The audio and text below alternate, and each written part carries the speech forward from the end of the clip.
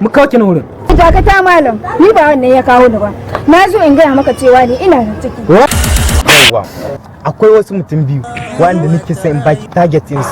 Sai nake ki cuce ki yaudare su, ki ha'ince su ko ta halin kaka. Matsayacin banza ka gani ni da yin wani za ka wanka muka ce a sarrafa. Sai yau kake kara shiga al'amura. Duk abin da ke ga nazo da shi cikin gidan ki sa ido ki kallo. Yasa na gina shi akwai uban da tuka mini kuɗi. Tamburan ka wahalan nan.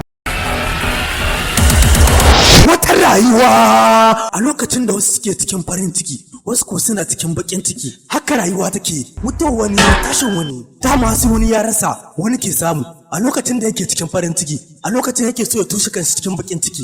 Haka ya ɗauki makudin kuɗaɗe ya miƙa wa budurwarsa, sai yake faɗa mata idan ya saki matarsa dadin shi da kore shi a gidan, a sannan za su zo su buɗe sabon rayuwa, su yi aure su sai gida su huta. Kangan wanda ke nema bare ya samu. An ba ku rayuwa a rayuwa ba amana, ja ya faɗo ja ya ɗoki, ta ci amana an ci amana. Haka ta sa shi gudu kamar ɗan barewa. Wata rayuwa kenan. Wata rayuwa muke kamar ba za mu koma wajen Allah ba.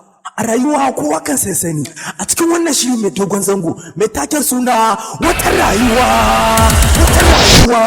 a cikin wannan shiri mai dogon zango mai taken suna wata rayuwa akwai faɗakarwa, akwai nishaɗantarwa, akwai takwakiya, akwai kitimurmura, wato sai ka kalla zaka iya bambance tsakuwa da aya. Kawai ka shi kawai mu subscribing a cikin YouTube din namu mai taken suna Yan Baiwa TV. A nan ne kawai zaka iya samun wannan shiri mai dogon zango mai taken suna wata rayuwa. Kawai ka mu subscribing ka danna mu ƙararrawar sanarwa da zarar mun ɗora wannan sabon shiri mai suna wata rayuwa zaka same shi a ranar Juma'a da dai karfe 8:30 na dare a cikin YouTube din channel namu mai suna Yan Baiwa TV. Kar ka manta kawai ka shi kawai mu subscribing ka danna mu ƙararrawar sanarwa. Na zo in gaya maka cewa ni ina da ciki. Ciki kuma wata 4. Ni ciki ta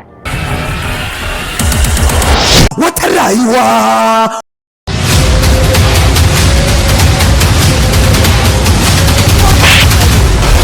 Ke zaki shi, ni ba abin cike ba, ko ki baki mana ba. Gaskiya matar yaya ta haɗu. Ina da ciki. Ba ka haihuwa. Ciki kuma wata 4. me yasa baki da godiyar Allah? Ba ka wata rayuwa.